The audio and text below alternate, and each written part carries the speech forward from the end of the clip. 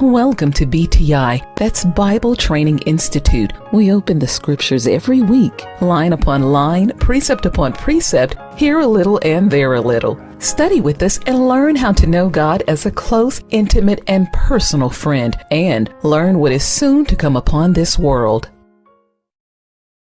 Now, my brothers and sisters, as we look at that, when we say, well, how could that ever be? What's the same word right now? I can pay for something without paying for something. You say, how can you do that? Well, you're doing it all the time. When a person gets a mortgage, they're paying for something without paying for something. When a person gets a loan, he's paying for something without paying for something. What happens when a man sees a car? He can't buy it, but he still wants it anyway. And he takes out now a loan and finances it, and now he starts driving the car. He has access to something that he has not yet paid for. Yes.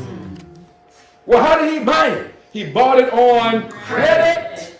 Now you understand? Yes. So what Jesus did in Revelation 13, at the beginning foundation of the earth, he established a line of credit that allowed him to purchase our salvation. Amen. That allowed him to purchase our strength, but it was on credit. Revelation 12 and verse 17. What does the Bible say in verse 17?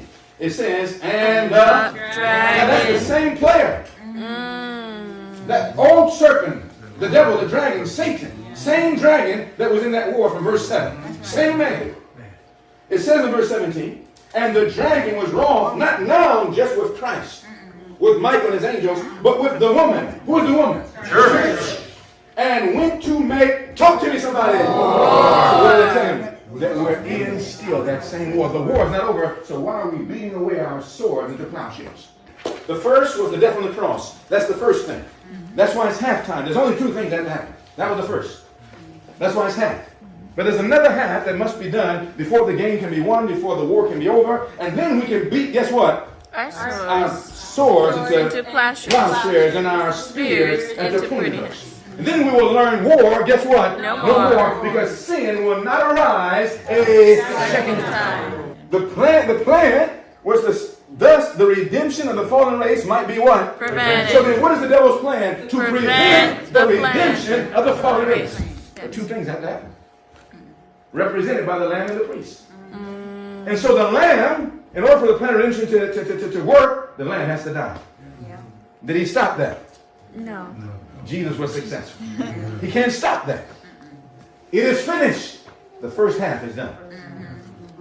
But there's still a second part of the plan that has to be done. Are you following? Yes. And that part of the plan is that the priest must develop in the church a sinless congregation before he can leave the most holy place. Yeah. So why did Satan have to get kicked out of the heaven and the holy mountain of God? Why? Sin.